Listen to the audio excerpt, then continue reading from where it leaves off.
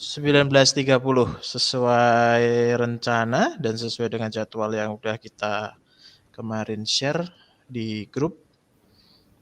Kita akan segera mulai Beduk edisi perdana, Bedah Dunia Kerja. Halo teman-teman semuanya, Assalamualaikum warahmatullahi wabarakatuh.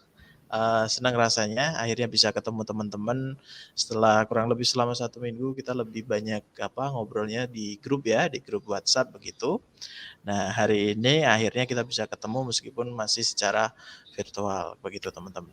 Jadi teman-teman selamat datang di Beduk Bedah Dunia Kerja, sebuah segmen dari makinmahir.id yang akan membahas isu-isu soal dunia kerja, hal-hal teknis, kemudian tips-tips soal dunia kerja secara live bersama dengan HRD, tentunya HRD profesional. Di sini sudah hadir ada Mas Aldino. Halo Mas Dino, Halo. selamat malam Mas Dino.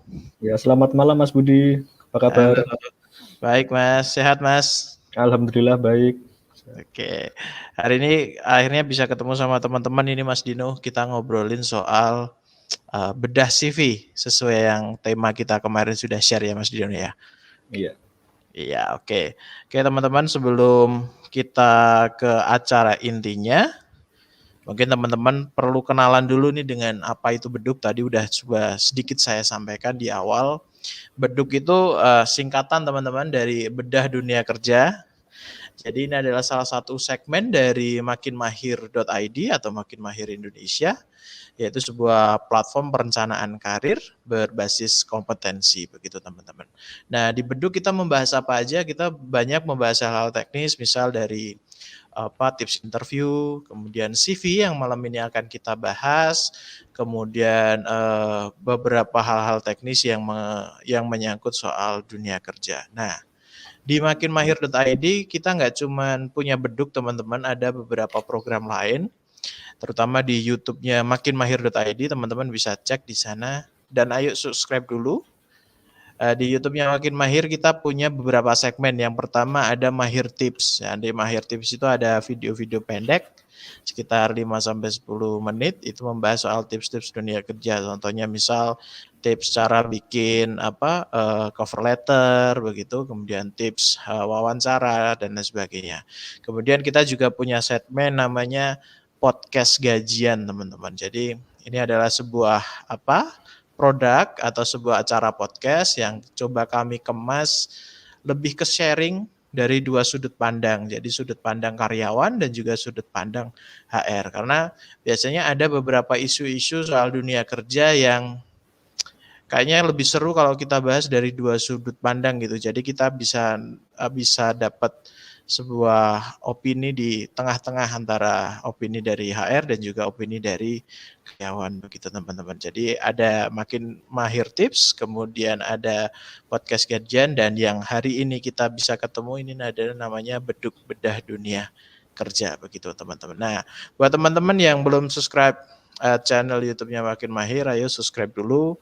Linknya bisa teman-teman dapat di kolom chat, nanti akan dikirim di kolom chat, ada link untuk subscribe. Silahkan teman-teman subscribe juga. Kita juga punya sosial media yang lain, ada Instagram dengan makinmahir @makinmahir_id dan juga TikTok Makin Mahir ID. Jadi teman-teman bisa dicari, kita juga punya konten-konten di TikTok dan juga di Instagram begitu teman.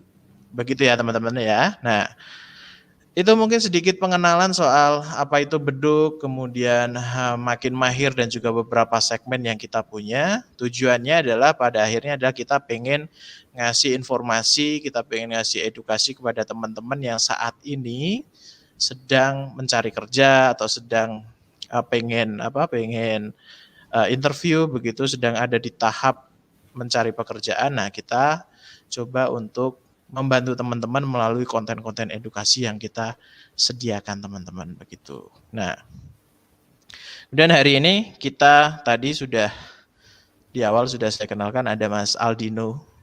Mas Aldino ini akan jadi teman diskusi kita malam ini mengenai CV. Cuman sebelum kita diskusi kayaknya perlu kenalan dulu deh ya Mas Dino ya.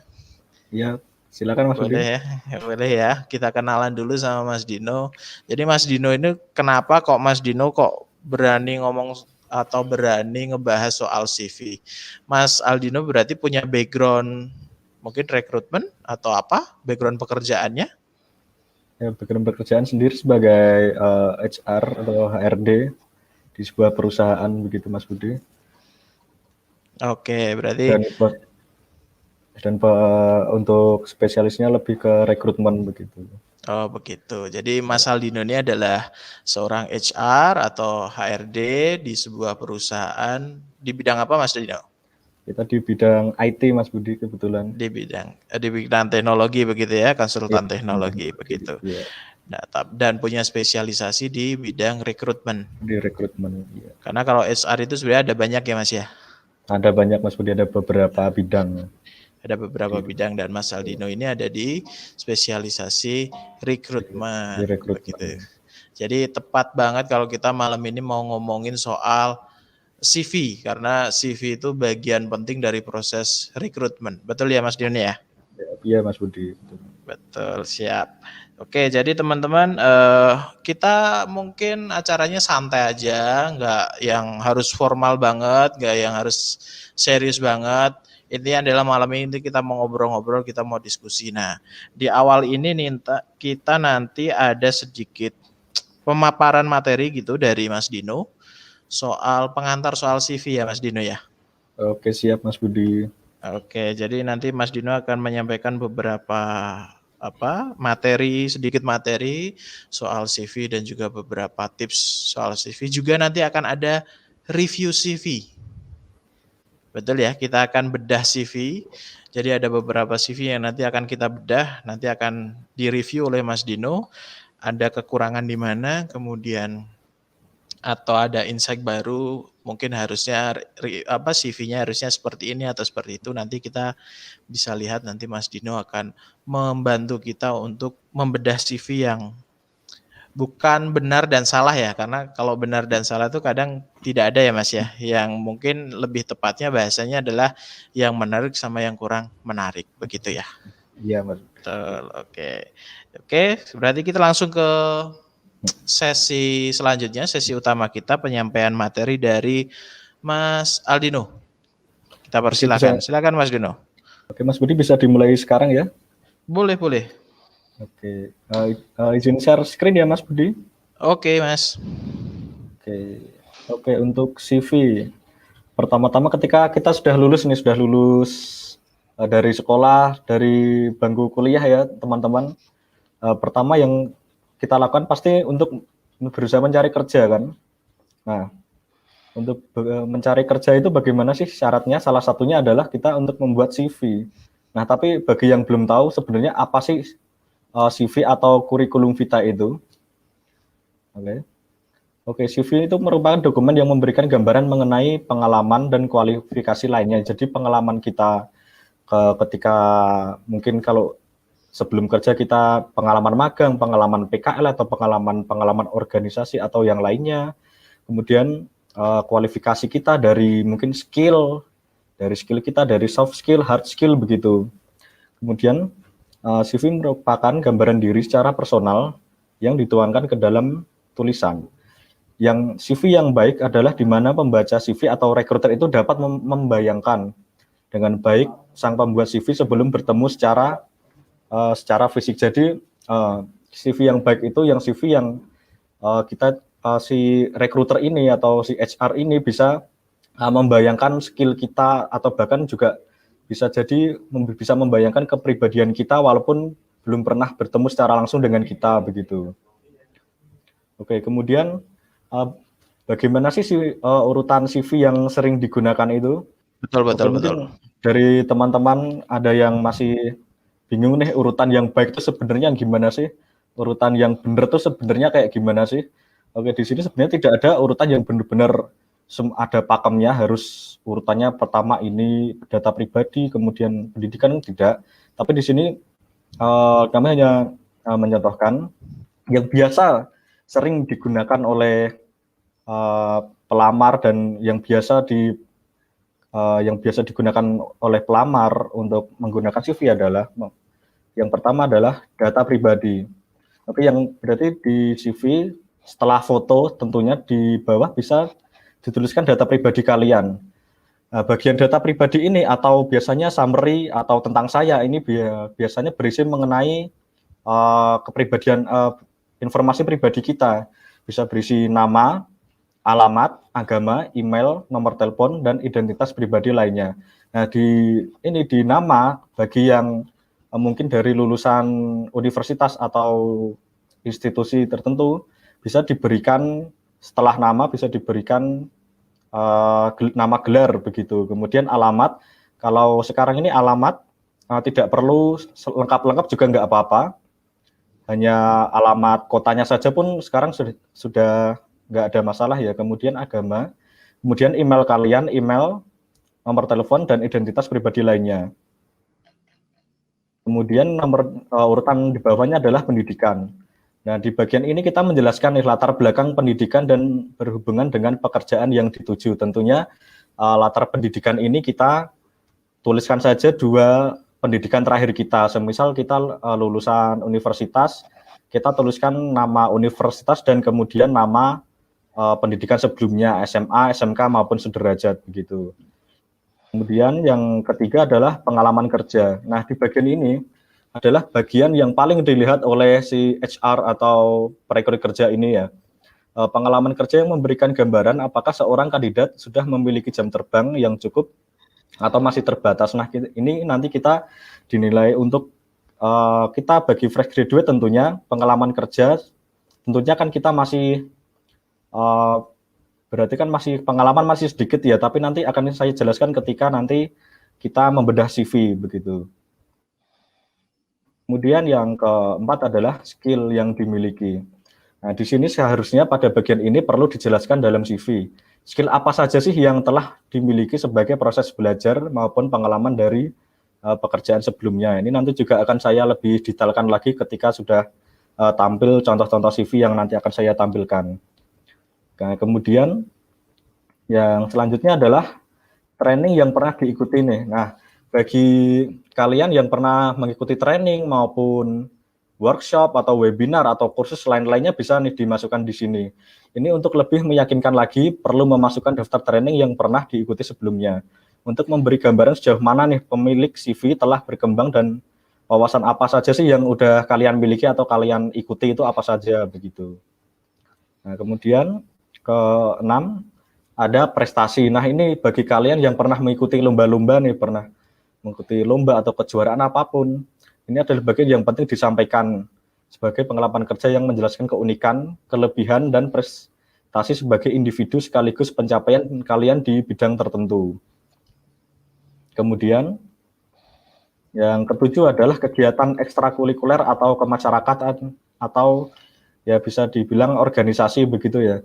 Selain hal-hal yang berhubungan langsung dengan pekerjaan, pada CV juga perlu memberikan sedikit gambaran kegiatan yang dilakukan di masyarakat begitu. Nah, kemudian lalu bagaimana sih membuat CV yang menarik itu? Oke. CV yang menarik itu harusnya yang rapi dan mudah dibaca. Di sini berarti kita hanya perlu menggunakan font-font yang mudah dibaca saja, tidak perlu pakai font-font yang justru bisa menyulitkan rekruter untuk membaca CV kalian begitu. Kemudian memberikan informasi yang lengkap. Oke, di sini kita perlu memberikan informasi yang lengkap nih. Informasi apa saja berupa informasi pribadi, skill, kemudian pengalaman kerja, kemudian prestasi atau achievement begitu kita memberikannya harus lengkap, jangan sepotong-potong begitu. Kemudian yang ketiga disajikan secara ringkas. Oke. Tadi kan di nomor 2 memberikan informasi secara lengkap. Kemudian yang ketiga ini adalah disajikan secara ringkas. Nah, ringkas itu yang bagaimana sih? Ringkas itu yang informasi yang padat, jelas, dan mudah dibaca oleh rekruter, tidak bertele-tele begitu. Kemudian yang nomor 4 adalah achievement. Nah, ini adalah achievement. Kita perlu memberikan achievement ini. Kenapa? Karena achievement ini adalah peluang kita untuk mempromosikan di depan rekruter bahwa kita tuh memiliki sebuah prestasi atau kejuaraan yang pernah ikuti. Ini akan menjadi sebuah nilai tambah bagi bagi diri kita di mata rekruter. Kemudian konsistensi karir atau fokus dalam satu bidang. Oke, misal kita nih punya satu CV ya, satu CV apabila kita apply atau kirimkan ke beberapa perusahaan itu tidak ada masalah. Namun yang menjadi perhatian di sini adalah fokus saja terhadap satu bidang, karena satu CV itu biasanya kan CV ini ditujukan untuk salah satu bidang tertentu yang memang kita lamar begitu. Kemudian custom made, penyesuaian. Nah, di sini penyesuaian yang berarti custom made adalah berarti kan kita biasanya kita fokus dalam satu bidang dalam melamar. Nah, apabila kita melamar lebih dari satu bidang, apa sih yang kita lakukan? Nah, di sini ada yang namanya custom made, yaitu penyesuaian. Di sini berarti apabila kita biasanya nih melamar misal di posisi yang berhubungan dengan IT ya, programmer begitu. Namun suatu saat kita ingin melamar ke posisi yang lain nih, misal yang nggak ada hubungannya dengan programmer. Berarti kita harus melakukan penyesuaian, yaitu dengan melakukan mengganti misal skill atau pengalaman bekerja atau achievement yang tidak ada hubungannya dengan posisi yang kita lamar begitu. Karena kalau kita misal melamar posisi admin tapi kita masih menggunakan CV kita yang masih posisinya lebih kepada IT atau programmer, tentunya kita akan tidak ada sangkut pautnya akan dengan posisi yang kita lamar gitu. Kemudian nih, ini sudah masuk ke contoh CV yang akan kita bedah kali ini ya. Saya sudah menyajikan 2 contoh CV di sini. Di sini yang pertama ada satu contoh CV. Nah, di sini kan ada data pribadi ya. Data pribadi ini kita bisa tulis nama lengkap kita, harus jelas. Kemudian kalaupun kita memiliki gelar di belakangnya, kita boleh-boleh saja memberikan gelar, misal nama kita, kemudian sarjana ekonomi, misal itu bisa. Kemudian jenis kelamin juga harus ada, status boleh ditambahkan sudah menikah atau belum menikah, kemudian agama juga perlu kita tuliskan. Kemudian data pribadi ini bisa digabung sebenarnya ya teman-teman, ini bisa digabung, bisa menjadi sebuah judul baru yaitu summary atau tentang saya, bisa berupa poin-poin seperti ini, bisa juga dengan kita menceritakan begitu. Nah, di sini ada contohnya, ada nama, ada tempat tanggal lahir, kemudian juga yang penting adalah kita tentu harus menuliskan email atau akun media sosial kita ya, bisa email, kemudian akun sosial media kita bisa berupa Instagram, Twitter, Facebook ataupun LinkedIn begitu. Dan kemudian perlu dicermati untuk akun email sendiri, kita pakai nama email yang benar-benar nama kita ya teman-teman, jangan pakai nama-nama yang aneh-aneh atau yang tidak ada sangkut pautnya dengan nama asli kita begitu, nanti akan membingungkan bagi para rekruter. Oke, kemudian setelah itu pendidikan. Oke, pendidikan di sini contohnya adalah pendidikan, dia menyebutkan dari universitas, SMK, SMP dan SD. Namun perlu teman-teman untuk cermati bahwa di sini pendidikan harusnya diisi dengan 2 pendidikan terakhir saja, tidak usah selengkap ini. Misal kita pendidikan terakhir universitas, kemudian bawahnya kita tuliskan SMA, SMK atau yang sederajat. Kalau kita lulusan terakhir kita SMA, SMK atau sederajat, kita bawahnya cukup tuliskan nama SMP-nya saja. Dan di sini perlu diperhatikan, penulisan yang di atas adalah pendidikan terakhir kita, baru kemudian di bawahnya adalah pendidikan sebelumnya begitu. Jangan terbalik. Kalau jangan terbalik, pendidikan sebelumnya justru diletakkan di atas. Ini sering terjadi di kalangan pelamar begitu. Kemudian setelah pendidikan kita tuliskan pengalaman kerja nih. Pengalaman kerja. Oke, sebelumnya di sini ya, untuk universitas kita tuliskan jangan lupa tahun lulusnya. Oke. kita lulusnya tahun berapa sampai tahun berapa, supaya HRD juga bisa menilai nih kita lulus itu kira-kira berapa tahun begitu. Nah, kemudian di sini ada pengalaman kerja. Pengalaman kerja di sini sebenarnya kita tuliskan di paling atas itu tahun kita bekerja, atau kita untuk fresh graduate kita bisa tuliskan tahun magang kita atau tahun PKL kita mungkin tahun berapa. Kemudian di bawahnya baru tempat kita magang. Nah, tempat kita magang, kemudian di bawahnya posisi kita magang. Misal kita magang di PTX yang bergerak di bidang IT nih, di bawahnya kita tuliskan nih posisi kita. Posisi kita misal menjadi front end developer. Oke, kemudian setelah itu di bawahnya kita tuliskan lagi job desk yang kita lakukan. Semisal kita front end developer, kita membuat job desk-nya adalah membuat sebuah website begitu. Nah, supaya rekruter yang melihat ini bisa tahu pekerjaan yang kita lakukan sebelumnya itu apa sih begitu. Nah, kemudian di sini ada namanya kemampuan atau skill. Di sini dia menuliskan Microsoft Word, Microsoft PowerPoint, kemudian Corel Draw. Nah, di sini bagi saya pribadi untuk memberikan poin-poin atau simbol-simbol, ada poin 6, ada Microsoft Word ada 6 poin dari 6, kemudian PowerPoint 4 poin dari 6, kemudian Corel Draw 5 poin dari 6. Sebenarnya ini tidak perlu dituliskan, hanya perlu dituliskan skill-nya saja. Kenapa?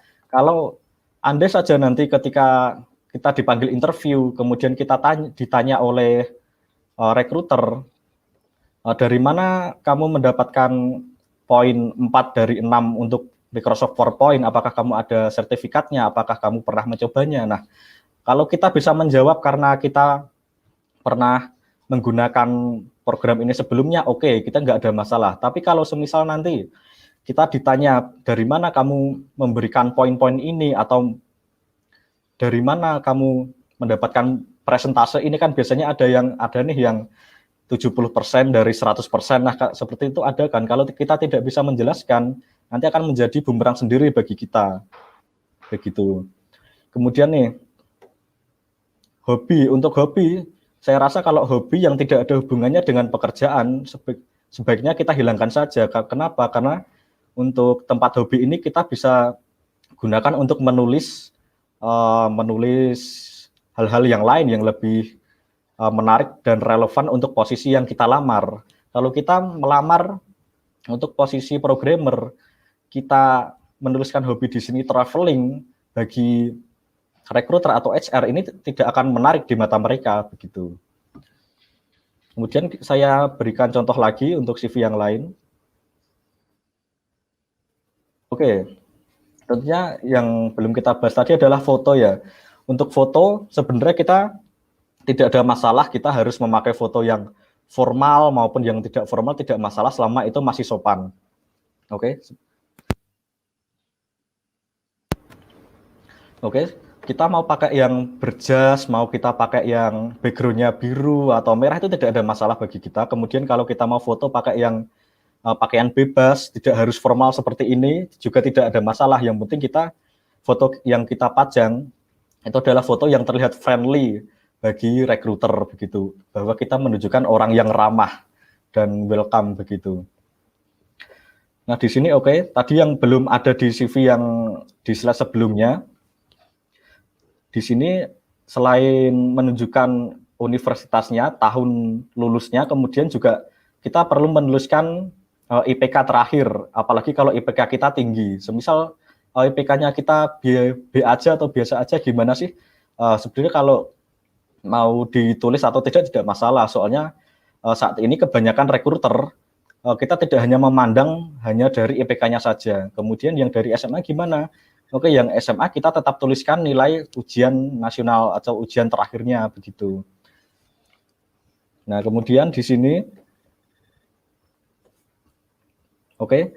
Nah, untuk akun media sosial yang di sini dia menggunakan logo-logo nih atau simbol-simbol. Nah, pasti kemungkinan ada saja nanti rekruter atau HR yang kurang mengerti dengan simbol-simbol ini. Nah, untuk mengatasinya bagaimana? Oke, kita tuliskan simbol-simbol ini kita ganti dengan teks saja, misal Facebook, Instagram, Twitter, LinkedIn begitu. Kalau simbol-simbol nanti kemungkinan ada rekruter yang kurang memahami simbol-simbol tersebut begitu.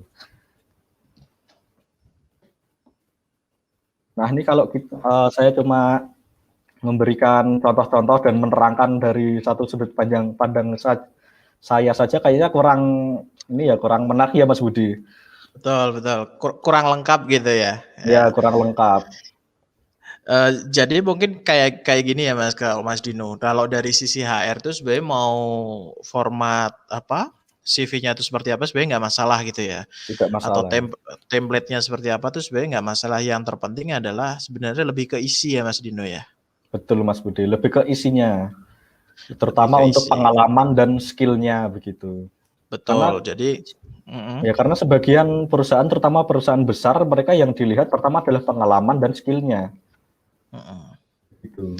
Jadi kadang gini sih, kalau fresh graduate bukan menjudge, tapi kayak pengalaman saya dulu ketika jadi fresh graduate itu udah bingung dulu cara desain CV-nya gitu ya. Jadi udah di awal justru malah sibuk untuk desain CV-nya, bukan cara gimana isi CV-nya itu biar padat, isi CV-nya biar maksudnya relevan dengan apa pekerjaan yang mau kita lamar. Berarti kalau mungkin ada pertanyaan desainnya harus kayak gimana, sebenarnya nggak harus yang gimana ya. Misal plain putih pun nggak masalah ya Mas ya. Itu tidak ada masalah Mas Budi, karena begini, desain mungkin ini subjektif ya Mas Budi.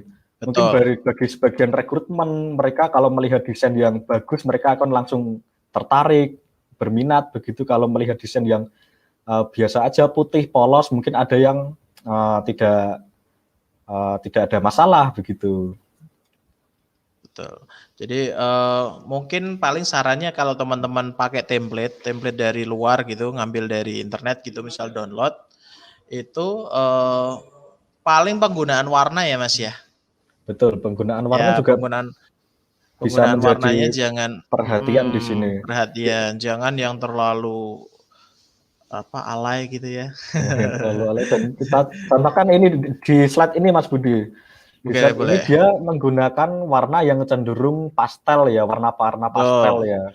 Yang soft gitu ya. Yang soft begitu. Kalian kalau mau pakai warna-warna yang lebih cerah, itu terang, itu juga tidak ada masalah.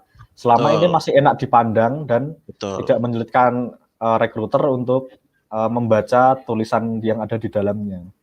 Jadi kira-kira kalau dilihat mata tuh nyaman gitu ya, kalau dari segi desain gitu ya teman-teman. Nah, selain dari segi desain yang biasanya suka jadi pertanyaan buat teman-teman fresh graduate gitu, yang biasanya sering juga itu tuh bagian ini sih Mas, bagian pengalaman dan juga skill biasanya ya. Nah kan suka bingung tuh, kan fresh graduate ya, baru lulus ya masa udah punya pengalaman gitu kan, harusnya diisi apa gitu kan. Nah ini mungkin sekalian menjawab di beberapa pertanyaan nih teman-teman, tadi udah ada tuh yang tanya nih di atas nih. Mungkin dari pertanyaan teman-teman itu, kalau kita yang baru aja lulus di bagian pengalaman dan juga skill tuh mau diisi apa, kan baru lulus belum punya pengalaman gitu. Itu kira-kira kalau dari sisi HRD itu sarannya seperti apa untuk fresh graduate Mas? Oke, sebelumnya ini kita stop sharing atau gimana Mas? Boleh di stop sharing dulu, nggak apa-apa. Oke. Nah, oke, tadi ada pertanyaan yang menarik. Kalau kita fresh graduate tentunya kita kalau yang tidak ada pengalaman ini diisi apa nih? Betul. Apakah cukup diisi belum pernah bekerja begitu? Terlalu jujur kayaknya kalau kayak terlalu gitu. Jujur. Pasrah banget kayaknya. Oke, sebenarnya dari HR atau recruiter ini juga sebenarnya sudah mengetahui ya kalau bahwasanya dari fresh graduate tentunya pengalaman kerja tidak akan sebanyak dengan karyawan-karyawan yang telah berpengalaman sebelumnya. Betul. Oke, nah di sini kita bisa mengisi untuk menghindari CV kita yang kosong karena pengalaman kita mungkin masih terbatas.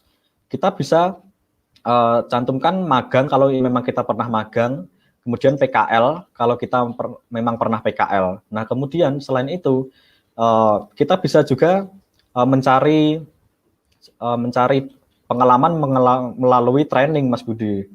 Oh iya, Seperti ya banyak training tuh. sesuai dengan posisi yang atau minat kalian dalam bekerja atau dari jurusan kalian sebelumnya. Training kan sekarang udah banyak ya Mas Budi. Ada Udah training, banyak ada banget tuh. workshop, webinar, Ada webinar kemudian gitu. ada Betul. kursus-kursusnya juga, kursus sesuai bidang yang kita tekuni begitu. Nah, dari situ kita sambil mencari tentunya dengan menunggu kita mencari pekerjaan ya Mas Budi, menunggu dipanggil Betul. mungkin ya dari perusahaan. Kita juga bisa mengikuti training-training itu dan nanti kita bisa update ke CV kita. Jadi yang awalnya CV kita untuk pengalaman ini masih kosong atau terbatas, dengan kita mengikuti training, dengan kita mengikuti webinar, dengan kita mengikuti organisasi-organisasi ke masyarakat pun tidak, organisasi masyarakat pun tidak masalah Mas Budi. Betul. Selama itu bisa mengisi kolom pengalaman kerja kita. Oke, jadi teman-teman sebenarnya yang perlu ditekankan adalah kalau perusahaan itu sebenarnya udah paham juga kalau fresh graduate itu udah pasti belum punya pengalaman gitu ya.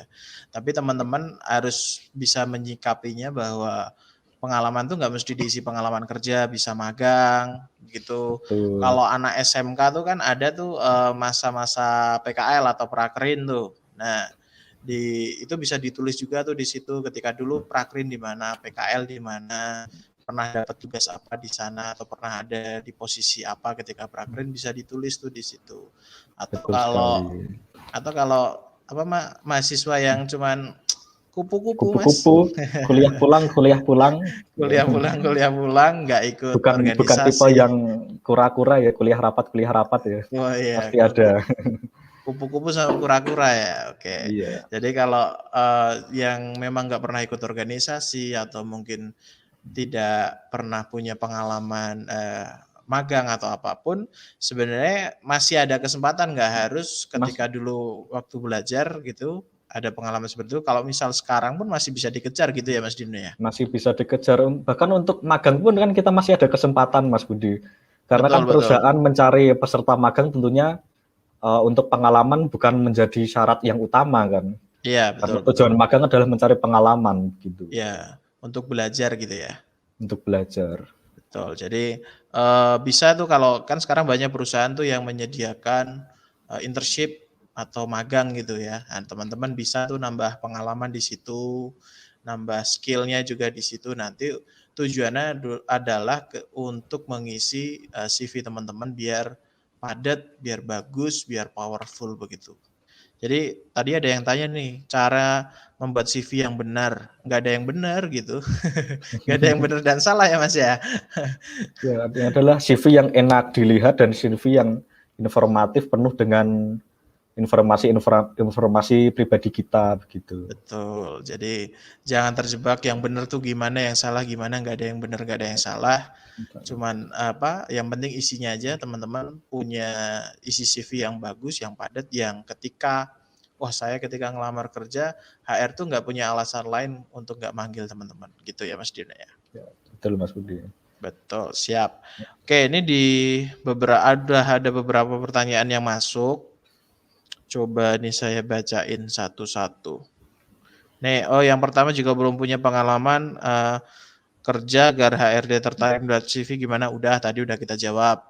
Kalau belum punya pengalaman kerja ya ditambahin soal skill-skill lain, misal pernah magang atau pengalaman organisasi dan lain sebagainya. Tipsnya adalah kalau teman-teman masih fresh graduate adalah tunjukkan bahwa teman-teman itu mau belajar gitu ya Mas Dino ya. Betul Mas Budi. Tentunya kita yang dari fresh graduate belum memiliki pengalaman apa-apa, kalau kita tunjukkan dengan kita mengikuti sejumlah kegiatan yang menambah skill kita atau knowledge kita, itu kan akan menjadi sebuah penilaian tersendiri bagi para rekruter. Betul, berarti kan rekruter itu menilai bahwa ini calon berarti dia mau belajar begitu, karena perusahaan tuh suka kalau dapat karyawan yang mau belajar gitu ya, mau belajar, mau berkembang. Betul, jadi itu sih yang perlu ditekankan teman-teman fresh graduate itu sebenarnya di situ. Kemudian yang kedua ada CV yang menarik HRD itu seperti apa? Tadi udah kita coba jawab. Kemudian mengirim lamaran lewat email tapi nggak ada yang kepanggil, apakah ada proses pengecekan CV melalui aplikasi atau tipe CV yang lolos pengecekan tuh yang seperti apa? Oh, ini mungkin fase screening ya, Mas ya? Oke, mungkin yang dimaksud adalah fase screening ya. Iya, iya, iya. Screening. Oke. Biasanya kalau dari pihak HRD ketika fase screening tuh yang jadi pertimbangan ini lolos atau enggak tuh apa aja tuh, Mas? Oke, di sini fase screening mungkin ada 2 cara ya Mas Budi. Betul. Mungkin untuk perusahaan-perusahaan yang sedang perusahaan level menengah atau perusahaan startup, kita masih screening dengan cara manual, yaitu dengan cara satu-satu kita membuka berkas lamaran dari para pelamar melalui email atau melalui aplikasi-aplikasi lain. Begitu. Kemudian kalau tadi ada yang tanya, apakah lamaran ini di screening melalui mesin ya Mas Budi? Pakai sistem gitu. Pakai sistem ya?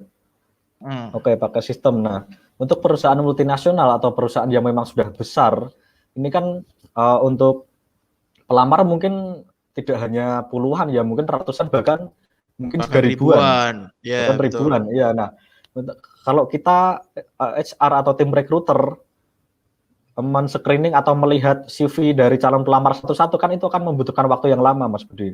Nah, di sini kemudian dari mereka menggunakan sebuah sistem yaitu dengan screening dengan otomatis menggunakan ATS. Betul. Applicant tracking system. Ya. Yeah. Nah, kerja ATS ini gimana sih? Oke, mungkin bagi rekan-rekan masih asing ya mendengar kata ATS ya. Oke, ATS di sini cara kerjanya kita lihat CV kita. Kalau tadi kan kita desainnya yang menarik, yang mudah dibaca gitu ya. Itu kalau kita screening manual ya, screening satu persatu dengan mata kita sendiri. Tapi kalau di screening dengan ATS kita cukup perhatikan fontnya, Mas Budi. Nah, kadang screening dengan ATS ini terkadang agak tricky karena biasanya kita pakai font TMS, Times New Roman, atau apalagi kita menggunakan font yang aneh-aneh itu tidak atau sulit terdetek, Mas Budi. Kita biasanya ya dan mesin ATS ini paling mudah kita menggunakan font Calibri gitu dengan Calibri. Nah, kemudian untuk CV juga kalau kita mau ngelamar di perusahaan yang multinasional yang sudah besar, yang kemungkinan mereka sudah menggunakan sistem untuk screening, kita lebih baik menggunakan CV yang tidak terlalu banyak desain-desain atau simbol-simbol atau gambar-gambar yang unik-unik begitu, Mas Budi. Oh iya. Ya kita mungkin lebih polos gitu ya, Mas. Ya lebih polos, kita lebih mengedepankan teks atau tulisan atau informasi begitu. Nah, di sini cara kerjanya dari ATS ini kita dari mesin itu kita menyeleksi keyword yang dibutuhkan oleh si recruiter ini untuk posisi tertentu. Nah, untuk posisi tertentu semisal kita contohkan saja programmer harus bisa menguasai yang namanya bahasa pemrograman namanya Laravel. Nah, kalau di CV itu tidak terdeteksi yang namanya teks Laravel, itu sudah otomatis gugur, Mas Budi. Tanpa melihat tulisan teks-teks atau tulisan-tulisan kita yang lain begitu. Jadi untuk sistem ini mungkin agak tricky ya bagi kita yang apalagi yang belum tahu sebelumnya gitu. Cuman ya itu tadi teman-teman masih yang pakai sistem ATS mungkin belum semuanya gitu. Mungkin masih di perusahaan-perusahaan yang memang udah skalanya udah multinasional, udah besar gitu. Nah, itu biasanya mereka pakai sistem karena untuk mempercepat proses ya Mas Dino ya. Betul Mas Budi. Betul. Nah, itu tadi. Tapi kalau buat teman-teman yang melamar untuk perusahaan-perusahaan yang masih berkembang atau yang masih startup gitu, itu sebenarnya desain nggak masalah gitu. Nah, sama ini sih Mas Dino, biasanya kan kalau teman-teman berarti kalau menjawab pertanyaan yang tadi itu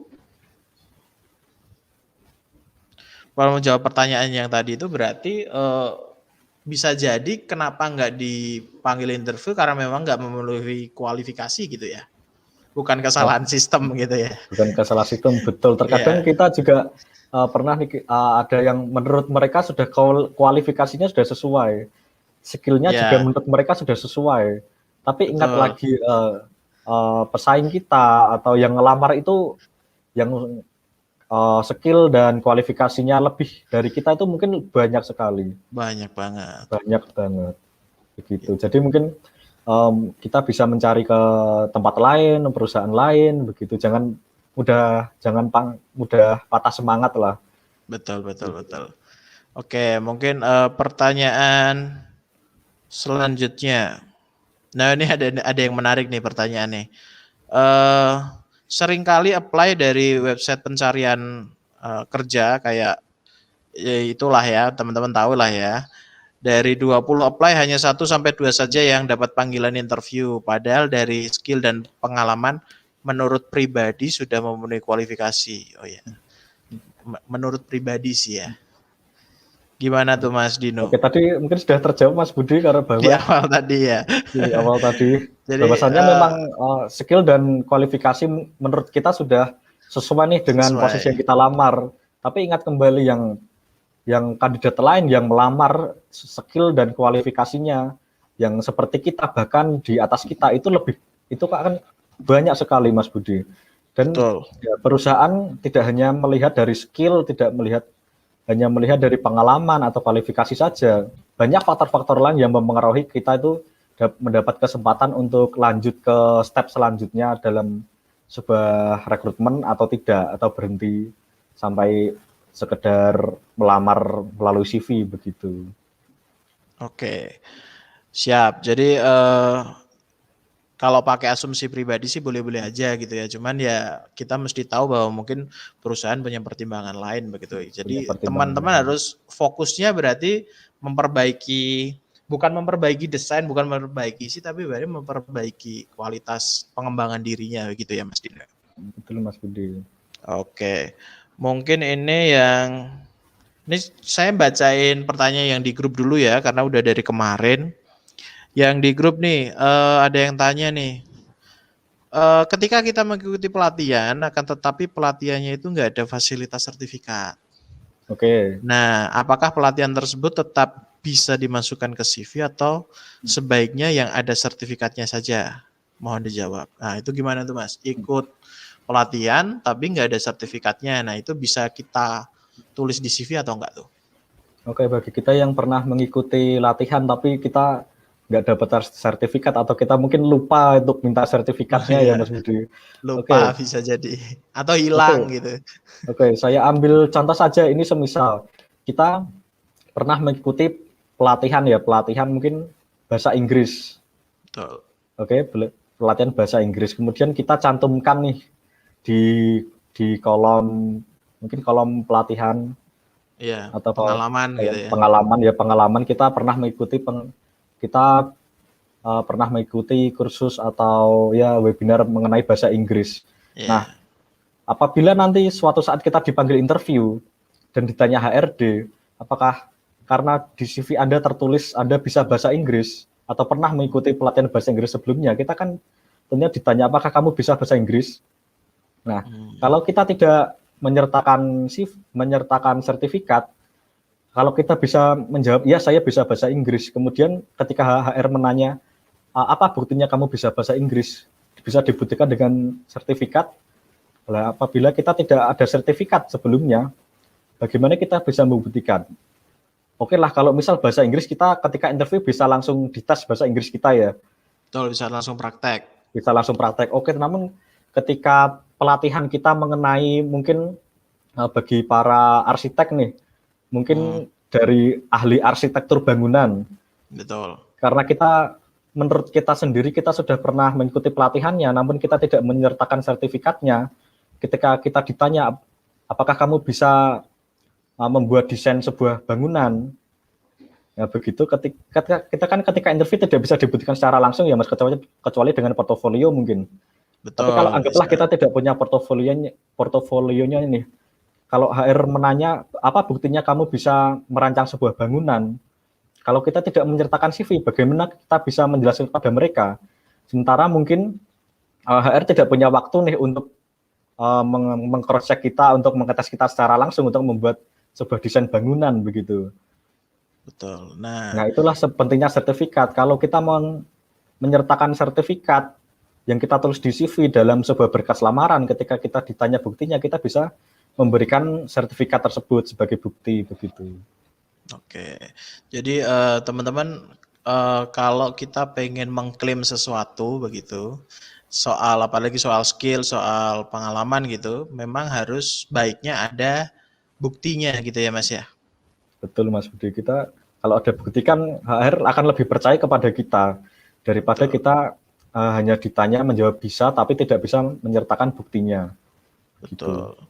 Jadi baiknya ditulis atau enggak ya coba dipertimbangkan. Kalau pelatihannya itu mungkin pelatihan yang bukan suatu pelatihan yang teknis banget, mungkin bisa. Jadi ketika teman-teman ditanya contoh kayak bahasa Inggris tadi tuh, kalau memang teman-teman bisa membuktikan secara lisan, mungkin ditulis bisa gitu. Tapi kalau yang pelatihan atau workshopnya yang benar-benar teknis, harus ada pengakuan dari penyelenggaranya. Kalau nggak ada buktinya ya mungkin akan lebih baik nggak ditulis dulu. Begitu ya Mas Dino, sampai kita punya buktinya. Betul Mas Budi. Atau Karena nanti paling kalau tidak kita bisa membuktikan. Ya. Betul, karena nanti takutnya kalau kita nggak bisa membuktikan nanti dianggap tidak valid. Tidak valid, betul sekali. Betul, nanti jadi mengurangi nilai ketika teman-teman di proses interview gitu ya Mas. Betul Mas Budi, karena nanti kemungkinan kalau nanti ada kandidat lain yang bisa membuktikan pasti dari rekruter sendiri akan memilih yang sudah benar-benar bisa membuktikan nih dengan sertifikat. Betul, jadi memang harus diperhatikan juga yang itu teman-teman. Oke, kita jawab pertanyaan yang di YouTube boleh. Ini yang dari atas dulu mungkin ya. Yang dari atas siapa nih? Dipilih banyak ya ternyata. Terima kasih yang udah datang loh. Ini dari Mbak Silviana, mungkin bisa ditampilin nih. Izin itu Mas, izin bertanya Pak, Pak nih. Mas aja masih muda ini Ki. Masih muda, Mbak.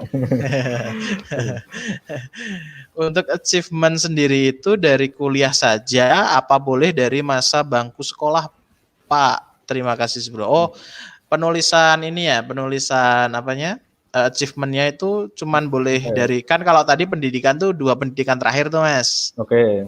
Nah, kalau berhubungan sama achievement itu yang perlu ditulis tuh dari semua yang udah pernah kita dapat atau yang terbaru-terbaru aja. Itu baiknya gimana tuh?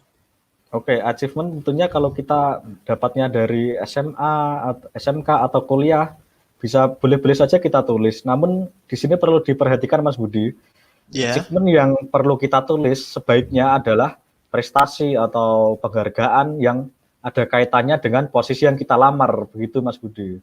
Yang relevan gitu ya? Ya, yang relevan dengan posisi yang kita lamar. Kenapa? Karena apabila kita misal pernah menang lomba nyanyi misal, kita mendaftar di posisi HRD, tentunya kan di sini tidak ada relevansinya begitu. Betul. Sebaiknya kita menulis yang sesuai dengan posisi kita saja begitu. Kalau tidak ada mungkin kita bisa tuliskan yang lainnya selain itulah Mas Budi.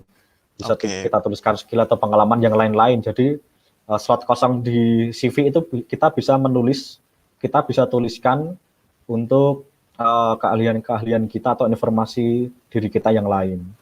Oke. Jadi kalau masalah achievement, Mbak Silvia, itu bukan masalah mau ditulis semua atau enggak, tapi ditulis yang kira-kira punya relevansi dengan lowongan yang mau kita apply gitu ya. Jadi disesuaikan gitu. Kadang kan kalau misal kita menang lomba apa gitu dulu SMP atau SMA, kira-kira coba deh ada hubungannya enggak kira-kira dengan yang mau kita apply. Atau memang kalau memang prestasinya mungkin tingkatnya udah levelnya mungkin udah kota, kabupaten atau provinsi, mungkin itu bisa ya Mas ya? Itu bisa saja untuk memberikan informasi kepada rekruter kita tuh pernah menang di tingkat provinsi misal. Betul. Atau tingkat nasional sekalipun itu bisa. Betul, oke. Semoga menjawab ya Mbak Silviana. Memang agak tricky. Kita kan kadang pengen nunjukin bahwa kita tuh bisa, kita tuh pernah juara ini. Cuman kalau terlalu nggak masuk akal juga HRD malas juga ya Mas Dino ya. Itu menurut saya pribadi itu bukan merupakan poin yang poin besar yang bisa Oh kita ya, lihat begitu. bukan jadi poin pertimbangan yang bisa menambah gitu ya. Iya. Siap, oke. Itu ya Mbak Silviana. Oke, selanjutnya ada siapa nih? Mas Haryono Manik. Mas Haryo, jika di kualifikasi lowongan kerja ada ditulis pengalaman kerja minimal 1 sampai 2 tahun pengalaman di bidang yang sama. Nah, apakah fresh graduate bisa apply? Nah, ini mungkin berarti ini lebih ke cara mendefinisikan sebuah lowongan pekerjaan nih, Mas. Kira-kira kalau Oke. lowongan pekerjaan yang ada tulisan pengalaman kerja minimal kayak gini itu kalau fresh graduate apply itu ada kemungkinan dipanggil nggak sih gitu? Coba Mas Oke, Dino. di sini kualifikasi lowongan kerja gimana tadi Mas Budi? Minimal 1 tahun atau 2 tahun pengalaman di bidang yang sama. Oke. Apakah fresh graduate bisa apply gitu? Oke, 1-2 tahun ya Mas Budi. Iya Oke. betul. Oke, dari pengalaman saya Mas Budi untuk fresh graduate kita tentunya ketika melihat pamflet atau informasi-informasi mengenai lowongan kerja pasti kan ada ya itu pengalaman 1 tahun, minimal 1 tahun, 2 tahun atau 3 sampai 5 tahun bahkan. Nah Betul. tentunya di sini rekruter atau yang memasang pamflet tersebut tidak se tidak se tidak asal-asalan untuk membuat aturan tersebut. Nah di sini kita lihat tentunya mereka punya pertimbangan sendiri. Kenapa mereka menuliskan 1 tahun atau 2 tahun maksimal atau 1 atau 2 tahun pengalaman kerja. Nah di sini berarti perusahaan ini memberikan kesempatan nih bagi para fresh graduate atau bagi para pelamar yang sebelumnya belum memiliki pekerjaan ini untuk berkembang di posisi tersebut. Nah, perusahaan memberikan kepercayaan itu kepada mereka. Nah, namun bagaimana jadinya kalau mereka memberikan minimal pengalaman 3 sampai 5 tahun. Nah, di sini berarti 3 sampai 5 tahun ini minimal pekerjaan yang atau minimal posisi yang kita miliki. Nah, kalau mereka sudah memberikan 3 sampai 5 tahun, berarti mereka perusahaan yang ingin segera mengejar target dari posisi tersebut. Nah, untuk mengejar target dari posisi tersebut atau mengejar kualifikasi tentunya tidak atau sulit mereka dapatkan dari para pelamar fresh graduate. Makanya mereka mencari yang berpengalaman. Jadi menurut saya daripada kita mencari yang memaksakan nih melamar pekerjaan yang minimal ada tulisannya 3 sampai 5 tahun itu akan menyulitkan kita Mas Budi. Jadi kita cari saja yang 1 sampai 2 tahun begitu. Karena itu kemungkinan besar kita lolos untuk seleksi selanjutnya akan lebih terbuka. Oke. Berarti ini berhubungan sama ini sih, sama ekspektasi ya Mas ya berarti ya. Sama ekspektasi perusahaan gitu kan. Jadi kan perusahaan kalau dia bikin requirement butuh pengalaman 1 sampai 2 tahun atau 3 sampai 5 tahun itu kan mereka punya ekspektasi bahwa teman-teman yang nanti akan melamar itu teman-teman yang memang sudah punya paling tidak pengalaman begitu ya. Paling tidak pengalaman sehingga ketika nanti masuk itu udah nggak lagi proses istilahnya udah nggak jalan tapi udah bisa diajak jalan agak cepat atau bahkan lari kita gitu bisa diajak lari begitu, tidak mulai dari nol lah begitu. Betul. Jadi kalau ditanya apakah fresh graduate punya kesempatan untuk bisa apply di persyaratan yang persyaratan 1 sampai 2 tahun ada berarti ya Mas ya. Kesempatan Ada, itu tetap terbuka ada. lebar itu tetap ada. Tetap ada, cuman mungkin memang nanti teman-teman harus hati-hati di proses interviewnya. Cara meyakinkan HRD di proses interviewnya nanti teman-teman berarti harus benar-benar dipersiapkan gitu ya. Karena mungkin teman-teman akan dikasih kesempatan sampai di fase interview. Nah, nanti mungkin di situ akan banyak hal-hal yang akan bisa ditanyakan gitu ya Mas Dino. Biasanya HR mendalaminya di fase itu ya. Tentu saja di fase interview Mas Budi. Oke, jadi buat Mas Haryono Manik, semoga menjawab ya Mas ya. Jadi kalau mau apply tetap bisa apply gitu, cuman tetap harus dipersiapkan dengan baik, skillnya juga harus disesuaikan dengan lowongan tersebut begitu ya. Iya Mas Budi, karena nanti semisal kita bisa diterima Mas Budi di perusahaan yang menginginkan pengalaman 3 sampai setengah tahun dan kita fresh graduate, seandainya kita bisa diterima nanti juga akan menyulitkan diri kita sendiri, Mas Budi. Kita yang masih merangkak, tiba-tiba kita udah diajak lari aja dari awal. Nah, itu kan akan menyulitkan kita untuk berkembang kemudian. Untuk berkembang dan adaptasi ya Mas ya. Adaptasi, betul sekali. Dan Betul. tentunya mental akan sangat diuji di sini, Mas Budi. Betul. Jadi nanti mentalnya akan diuji di situ. Oke, semoga menjawab Mas Haryono Manik. Selanjutnya ada Mas Indra. Mas Indra ya. Kalau kita punya pengalaman kerja yang tidak ada hubungannya dengan bidang yang akan kita lamar, apakah boleh kita tulis di CV kita? Oh, misal mungkin Mas Indra contohnya misal mau ngelamar di posisi marketing gitu, tapi pengalaman kerja sebelumnya itu misal beliau jadi teknisi begitu. Itu boleh nggak ditulis di CV kita, boleh nggak tuh Mas? Oke, gitu ya. Pertanyaannya hampir sama seperti tadi Mas Budi, ini berkaitan dengan relevansi CV kita, isi CV kita. Betul. Dengan posisi yang kita lamar. Nah, begini Mas Budi, kalau kita tetap menuliskan pengalaman kerja kita yang tidak sesuai dengan posisi yang kita lamar. Di sini HRD hanya melihat bahwa kita tuh pernah bekerja, Mas Budi. Pernah bekerja. Tapi untuk ternyata posisinya tidak sesuai dengan posisi yang kita lamar. Berarti di mata HRD kita sama saja dengan untuk mengisi posisi tersebut, ekspektasinya tidak akan tinggi, Mas Budi. Ekspektasi perusahaan untuk posisi itu tidak akan tinggi. Kemungkinan juga kita akan tersisih oleh kandidat lain yang tentunya memiliki pengalaman yang linear dengan posisi yang kita lamar. Oke, begitu. Jadi memang menuliskan pengalaman kerja yang berbeda dengan lowongan pekerja yang mau kita lamar. Kalau ditanya boleh atau enggak, boleh-boleh aja, nggak ada yang larang, gitu ya. Nggak ada yang larang. Mau ditulis boleh-boleh aja. Cuman memang ada konsekuensi lain. HRD kan mesti dapat apply nggak cuma dari contoh nggak cuma dari Mas Indra begitu. Nah, HRD kan bisa mengkomparasinya dengan calon yang lain begitu ya Mas. Yang otomatis Mas Indra bisa jadi nilainya tidak punya nilai plus gitu ketika tidak linear tadi itu yang dikatakan Mas Dino. Jadi memang yang linear menjadi punya nilai plus yang lebih baik gitu ya Mas Dino ya. Betul Mas Budi. Betul. Jadi karena perusahaan biasanya yaitu tadi ekspektasi perusahaan kalau dapat orang yang memang sudah lama di satu bidang itu biasanya lebih diutamakan gitu. Ada pertanyaan lain. Oh Mas Haryono lagi. Ini apa nih? Satu pertanyaan lagi boleh. Di kualifikasi lowongan kerja ada ditulis bisa bahasa Inggris, baik lisan maupun tulisan. Tetapi untuk bahasa Inggris hanya tingkat pasif. Apakah bisa apply? Silahkan Mas.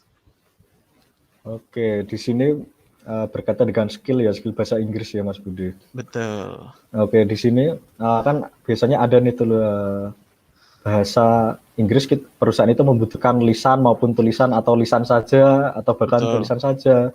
Tapi kalau kita pasif berarti kita pasif berkaitan dengan tulisan saja kan Mas Budi? Betul, cuma tulisan aja. Tulisan mungkin kita bisa reading, bisa membaca. Kalau tapi nggak bisa speaking. Speaking tidak bisa. Nah seperti itu kalau mau lamar silahkan boleh aja. Boleh saja. Nggak ada yang larang. Ya, kalau di dalam kita berbicara ini katanya dengan CV boleh saja. Betul. Nah, nanti pada saat kita diberikan kesempatan interview, baru kita perlihatkan kemampuan kita, Mas Budi. Apabila memang perusahaan menginginkan calon pelamar yang menggunakan bahasa Inggris secara speaking atau secara lisan, tapi kita kurang bisa memenuhi ekspektasi tersebut. Jadi maka juga jangan salahkan perusahaan juga Mas Budi. Kita harus bisa introspeksi diri. Betul. Gitu. Jadi ini balik lagi ke ekspektasi tadi itu ya. Jadi perusahaan punya ekspektasi apa, kita juga punya ekspektasi apa. Jadi kalau ada requirement tertentu, terus kita belum 100% bisa memenuhi requirement itu, kalau dikatakan boleh apply ya boleh aja, cuman di prosesnya mungkin tidak akan semulus kalau yang sudah 100% requirement-nya terpenuhi gitu ya Mas Dino. Betul Mas Budi. Nah kan sebenarnya kan perusahaan itu tidak seluruhnya nih mencari kandidat itu yang benar-benar sesuai kualifikasi yang mereka tuliskan di portal-portal requirement begitu. Perusahaan ini adalah mencari kandidat yang terbaik dari yang terbaik atau kandidat yang terbaik dari yang sudah ada. Betul. Itulah nanti semisal ada misal 1, 2 kualifikasi yang memang belum terpenuhi, tapi memang dialah yang terbaik, biasa saja dia diterima di perusahaan tersebut, Mas Budi. Oke. Jadi memang penentuan apakah perusahaan itu menerima seseorang itu tidak dengan satu faktor aja ya Mas Dino. Betul Mas, banyak faktor Mas Budi. Banyak faktor. Jadi memang ada beberapa faktor yang mungkin jadi pertimbangan perusahaan, meskipun misal kita ada kelemahan di sisi beberapa requirement, tapi juga punya kelebihan di sisi lain, bisa jadi kita diterima. Karena Bisa kan juga kita Mas nggak tahu. Budi. Iya, karena banyak faktor itu banyak Mas Budi, selain dari skill, pengalaman, kemudian penampilan mungkin bagi beberapa Penampilan, posisi. Kita juga ya betul. sejumlah perusahaan juga mempertimbangkan lokasi atau daerah domisili kita dengan jarak Oh, domisili rumah kita dengan iya, perusahaan Mas Budi. Itu betul kan betul. nanti panjang nanti penjelasannya kalau begitu Mas Penjelasannya. Budi. Nah, Iya, kita fokus di CV aja untuk edisi kali ini, karena kalau mau iya, dipanjangin kayak sampai besok pagi nggak akan beres nih. nggak selesai. Nggak selesai ya. Jadi kita Iya, fokus di CV. Jadi kalau pertanyaan beberapa teman-teman lagi lebih ke requirement atau lebih ke skill atau pengalaman, sebenarnya teman-teman kalau yang belum punya pengalaman tadi udah dijawab sama Mas Dino untuk mulai rajin-rajin ngisi CV-nya dengan kegiatan-kegiatan yang punya manfaat, webinar misal, atau seminar, atau workshop, atau ikut kegiatan organisasi, atau bikin portofolio lewat kerjaan freelance. Ini bisa juga bisa jadi untuk untuk beberapa. posisi-posisi tertentu bisa Iya, kita berikan portofolio di CV kita. betul. Kayak misal yang paling banyak itu bisa front end atau back end developer gitu ya, Programmer ya, developer programmer itu paling gitu. banyak sekali itu. Itu kan bisa teman-teman dapat kerjaan freelance, kemudian nanti kalau berhasil achievement itu kan bisa dimasukkan juga di CV begitu. Jadi fresh graduate itu nggak mesti harus ngisinya dengan pengalaman kerja begitu ya, tapi lebih ke sesuatu yang memang menunjukkan teman-teman tuh mau belajar, mau berproses gitu. Betul Mas Budi. Oke, Karena nanti jadi ketika sudah lolos screening CV, ketika kita interview kan untuk portofolio tentunya kita tidak hanya dari tanya jawab ya Mas Budi. betul. Tanya jawab bisa dibuktikan dengan portofolio tersebut. Nah, kalau kita bisa mempresentasikan hasil kerja kita dengan berupa portofolio tersebut, dari pengalaman saya, rekruter akan lebih tertarik untuk melihat contoh-contoh portofolio yang pernah kita buat, begitu Mas Budi. Jadi portofolio bisa jadi punya nilai yang cukup besar untuk dipertimbangkan ya Mas? Cukup besar untuk dipertimbangkan untuk beberapa posisi, Mas Budi. Jadi itu tadi teman-teman, teman-teman harus bisa fresh graduate itu bukan halangan untuk bisa bersaing sama teman-teman yang udah berpengalaman gitu. Bisa jadi perusahaan memang yang memang khusus benar-benar nyari yang fresh graduate itu juga ada banyak ya Mas Dino ya. Betul Mas Budi. Ada banyak sekali yang perusahaan memberikan kesempatan untuk fresh graduate untuk berkembang bersama perusahaan. Betul. Hanya kan tidak semua perusahaan ini mencari yang berpengalaman saja, Mas Budi. Ada Betul. perusahaan yang menginginkan karyawan itu yang masih fresh, yang masih belum terkontaminasi dengan dunia pekerjaan begitu, Yang masih polos. yang masih bisa dibentuk lah pemikirannya begitu, Iya, brainstorming. begitu. Jadi jangan pesimis gitu teman-teman ketika melihat persaingan. Memang persaingannya bisa dikatakan nggak mudah, tapi tetap ada kesempatan begitu. Oke, teman-teman silakan kalau masih ada yang mau bertanya, mungkin kita masih punya waktu sekitar 5 sampai 10 menitan ya Mas Dino ya. Iya Mas Budi, siap. Gimana kalau nanti ada tambahan pertanyaan. Mungkin ini dari grup nih, ada suatu pertanyaan. Izin bertanya, untuk kita yang sudah ada pengalaman bekerja, ingin mencoba posisi yang berbeda dari sebelumnya, adakah triknya untuk memulai CV yang lebih menarik? Oh, ini shifting. Jadi Oke. mungkin beliau sebelumnya profesinya misal marketing, tapi pengen berubah jadi developer atau jadi engineer atau programmer gitu. Itu Oke. cara memulai CV biar lebih menarik gimana? Nah, itu Oke, gimana tuh Mas? ini pernah kita singgung di awal-awal tadi Mas Budi. Ini Betul, berkaitannya dengan relevansi dan linearitas ya Mas Budi, linear, betul. posisi yang linear. Nah, di sini ketika sebelumnya kita melamar CV itu untuk melamar posisi marketing. Kemudian sekarang mau digunakan untuk posisi admin misal. Misal contoh gitu. Contoh. Oke, tadi saya agak lupa ini pertanyaan untuk pengalamannya saja atau Pengalaman. CV-nya. Ini dia udah punya pengalaman. Misal dia udah kerja setahun di marketing gitu. Terus dia Oke. pengen nyoba, oh saya kayaknya bosen deh di marketing. Saya pengen nyoba jadi misal jadi admin atau misal jadi teknisi gitu. Oke. Nah, sementara pengalaman yang saya punya tuh sebelumnya dari marketing. Nah, untuk berproses pindah apa ya namanya? Pindah profesi mungkin ya. Pindah. Nah, itu Profesi. untuk meyakinkan HRD di CV-nya tuh harusnya gimana tuh, Mas? Oke, karena kita dari CV ya Mas Budi, kita Betul. lihat dulu nih. Sebelumnya kita dari marketing pernah bekerja sebagai marketing, kemudian ingin mencoba hal baru jadi admin. Nah, Misal. sebelumnya kalau kita menuliskan itu sebenarnya boleh-boleh saja Mas Budi Boleh-boleh menuliskan aja ya. pengalaman kerja tersebut. Namun ingat seperti yang saya katakan tadi, bahwasanya HRD di sini cukup melihat Anda itu sudah pernah bekerja saja. Namun untuk bekerja di posisi yang sekarang ini dibuka, misal posisi admin, pengalaman Anda itu belum ada. Nah, sebaiknya kita lebih baik kita ganti saja Mas Budi. Kita ganti dengan pengalaman itu dengan mungkin skill-skill lain yang lebih menunjang kita untuk meyakinkan HRD bahwasanya kita itu siap atau kita itu punya kompetensi untuk menjadi seorang admin begitu Mas Budi. Oke, jadi yang lebih ditonjolkan justru harusnya lebih ke skill yang akan menunjang pekerjaan yang mau kita lamar gitu ya, daripada pengalaman yang udah kita punya kalau nggak ada hubungannya gitu Nggak ya. ada hubungannya, betul Mas Budi. Itu. Jadi mungkin kayak gini teman-teman, kalau teman-teman udah pernah kerja di marketing gitu, terus kemudian pengen pindah profesi jadi programmer gitu, mungkin level teman-teman sebagai seorang marketer udah di level 2 atau level 3 gitu ya. Tapi Iya. ketika pindah profesi otomatis levelnya Kita teman-teman nggak akan di situ gitu ya. ya nggak akan di situ. HRD akan menilai teman-teman untuk posisi tersebut jadi nol lagi. Jadi nol lagi, dari bawah Kecuali kita lagi gitu bisa ya. menunjukkan skill-skill kita yang menunjang untuk kita Relevan. melamar relevan untuk posisi tersebut. Betul. Jadi memang tidak akan menambah nilai plus, hanya menambah bahwa oh ini berarti udah pernah kerja. Tapi teman-teman harus menambahnya dengan skill yang relevan begitu. Gitu. Oke, teman-teman yang lain kalau masih ada pertanyaan silahkan ditulis di kolom komentar. Dari grup coba saya cek dulu ada nggak nih yang dari grup. Oke, dari ini. Oke, Mas Haryono semoga menjawab ya yang tadi itu ya. Yang soal kualifikasi tadi udah dijawab jelas sama Mas Aldino.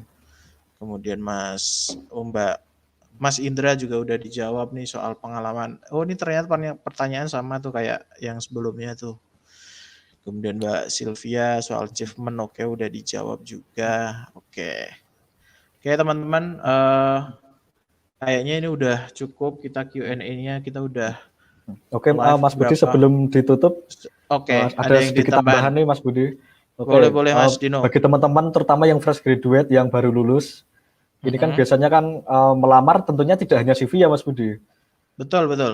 Betul, kita mengirim sebuah berkas lamaran yang namanya berkas tentunya tidak hanya satu saja Mas Budi. Betul. Selain CV kita tentunya juga perlu mengirimkan sebuah surat lamaran. Namun kita mungkin tidak akan membahas secara detail Mas Budi.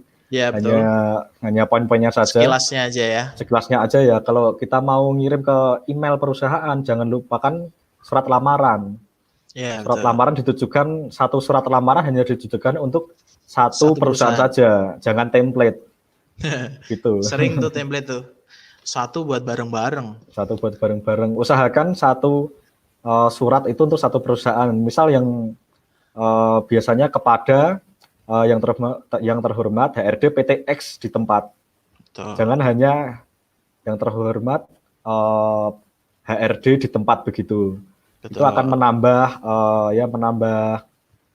perhatian bagi rekruter lah bahwa kalian ini betul-betul bersungguh-sungguh untuk melamar di sini, niat ya. Kemudian setelah surat lamaran baru kita mengirimkan CV. CV-nya Ya Betul, CV-nya CV. udah dijelasin tuh Mm-mm. tadi tuh panjang tuh udah dijelasin, kita udah Iya, bedah juga tuh. Terus ya. selain CV, Mas? Kemudian setelah CV kita bisa tunjukkan ijazah kita, atau kalau yang belum punya ijazah bisa tunjukkan SKL, Oh ya, surat surat keterangan keterangan lulus, lulus. Ya, betul. kemudian setelah itu transkrip nilai juga itu berguna juga. Transkrip Transkrip nilai. nilai. Kemudian setelah transkrip nilai kita bisa mengirimkan surat-surat keterangan informasi kita seperti KTP, KK, Mhm. begitu Mas Budi. Oke, Kakak Kemudian kalau ini Kakak ini agak sedikit sensitif kalau teman-teman di persyaratan yang nggak diminta Kakak nggak usah dikasih gitu ini ya, Mas Dino? ya tidak masalah, tapi KTP biasanya ini Kalau perlu KTP Mas pasti, Budi, betul. Kalau pasti KTP KTP. pasti biasanya, tapi kalau Kakak kalau memang nggak diminta nggak usah dikirimin gitu ya, Ya karena betul. ini Kemudian berhubungan sama privasi biasanya. ya begitu. Kemudian Oke. juga ada pas foto nih Mas Budi biasanya. Pas Nah foto ya, ini ya pas foto ini kita bisa pas foto formal boleh. Kemudian yang foto yang nggak formal selama kita masih tetap sopan. Kemudian terlihat betul. friendly juga masih boleh. Kemudian Mhm. foto yang seluruh badan kalau diminta juga kita perlu kirimkan itu. Iya betul. Ya kemudian jangan lupa juga sertifikat nih yang penting ini Mas Budi. Nah betul. Sertifikat yang dari kita pernah nulis di CV tadi yang ada di depan. Mhm. Setelah kita tulis kita buktikan dengan kita mengirimkan sertifikat. Gitu. Betul. Untuk memperkuat dalam tanda kutip apa ya, self promote kita atau menjual diri kita tuh jadi lebih kuat lagi kalau kita punya bukti Ya, otentik. Karena betul. mau nggak mau kalau di Indonesia harus ada bukti Iya, kertas jauh lebih penting tuh, iya. gitu ya. Betul Mas Kertas Budi. jauh lebih Makanya penting. kalau kita mengirimkan berkas tersebut disusun rapi dan jangan lupa dijadikan satu folder di PDF ya kalau Mas Budi kalau di email. Betul, di PDF, Ya, jangan PDF di-RAR. jangan di-RAR, kemudian dijadikan satu file saja, jangan sendiri-sendiri. Iya, Surat lamaran sendiri, CV sendiri, CV KTP sendiri. sendiri. Nah, itu Gitu. capek Nah ini sekali ada tuh. tambahan juga nih kalau untuk kita nyambung sedikit Mas Budi yang Boleh, buat boleh.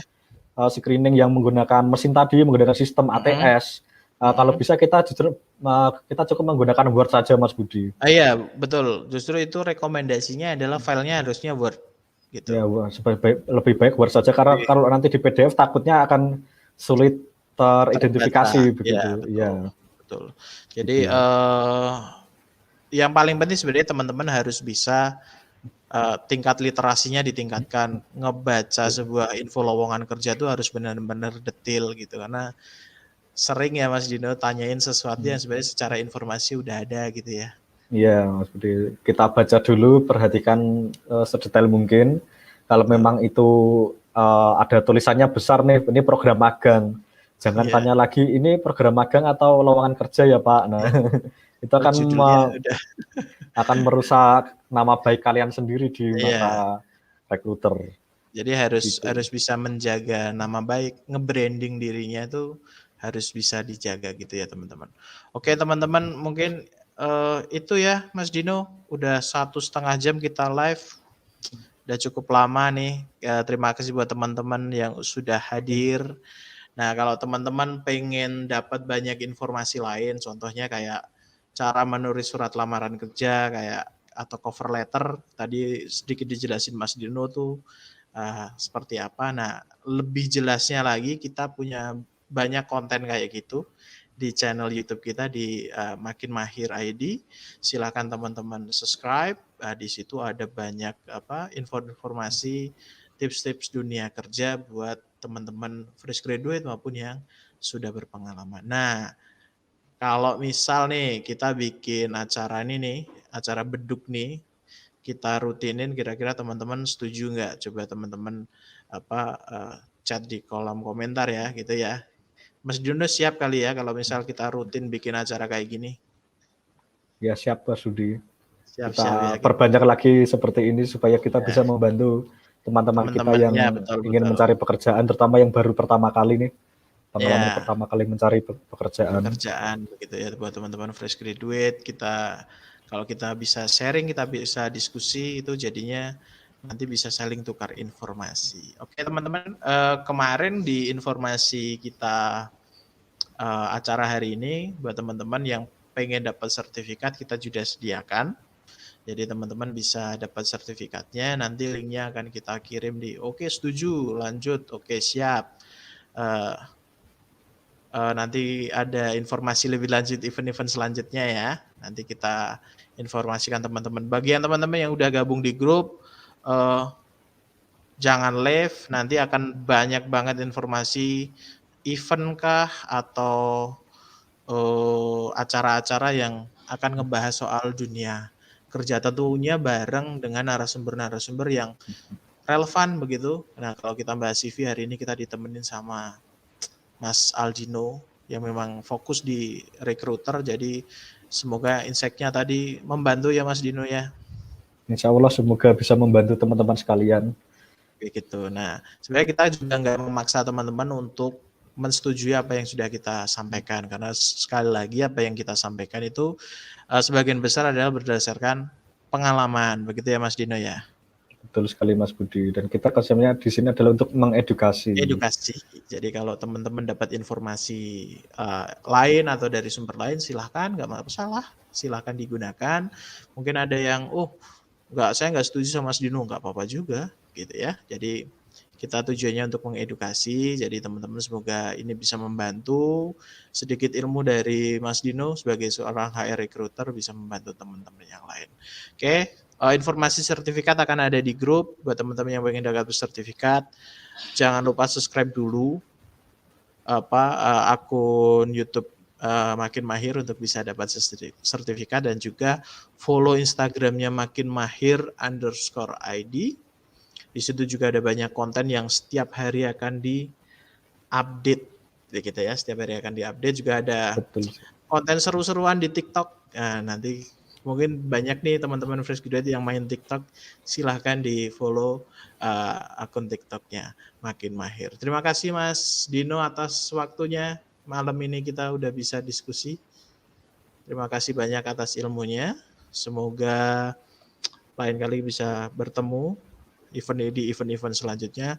Oh ya teman-teman, informasi ini rencananya kita jadi setiap satu pekan akan ada banyak konten yang akan kita sajikan di YouTube Makin Mahir. Yang pertama setiap hari Selasa dan juga setiap hari Kamis.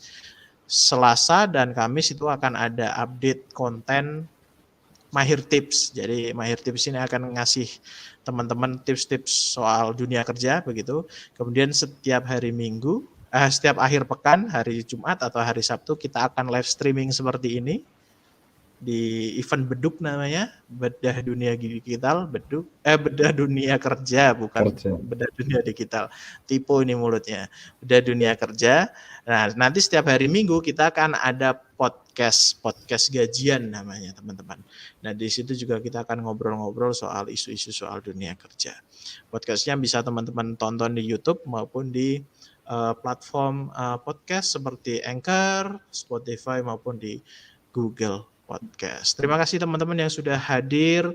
Semoga apa yang kita lakukan malam hari ini bermanfaat dan juga bisa menambah ilmu. Saya Budi dan Mas Aldino pamit. Assalamualaikum warahmatullahi wabarakatuh. Waalaikumsalam warahmatullahi wabarakatuh.